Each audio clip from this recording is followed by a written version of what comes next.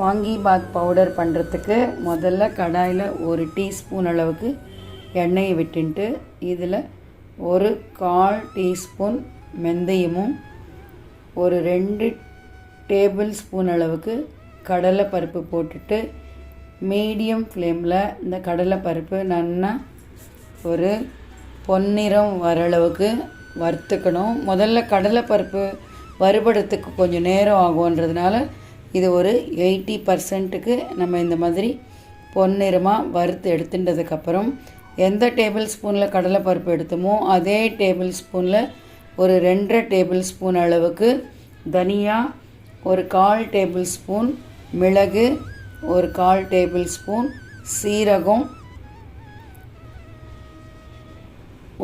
சின்னதாக ஒரு பெருங்காய கட்டி, சின்னதாக ஒரு பட்டை, கொஞ்சமாக அந்த ஜாதி பத்திரி, இது மராட்டி மொக்கு 2, அதுக்கப்புறம் ஒரு 4-5 லவங்கம்,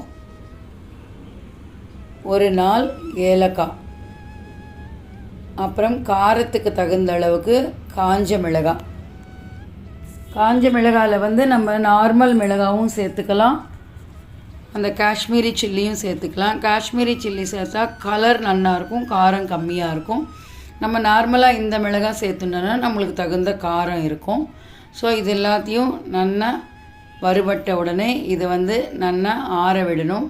பார்த்தீங்கன்னா இந்த வானாவோட சூட்டுக்கே நம்ம இது இப்போ சேர்த்துருக்கிற எல்லா பொருளும் நல்லா வறுபட்டு எடுத்து ஆறினதுக்கப்புறம் இந்த மாதிரி மிக்ஸி ஜாரில் சேர்த்துன்ட்டு இது நல்லா பொடிச்சு வச்சுட்டோன்னா நம்ம எப்போ நினச்சா அப்போ வாங்கிபாத் பண்ணும்போது இந்த பவுடர் ரெடியாக இருந்ததுன்னா நம்மளுக்கு பண்ணுறதுக்கு ரொம்ப ரொம்ப ஈஸியாக இருக்கும்.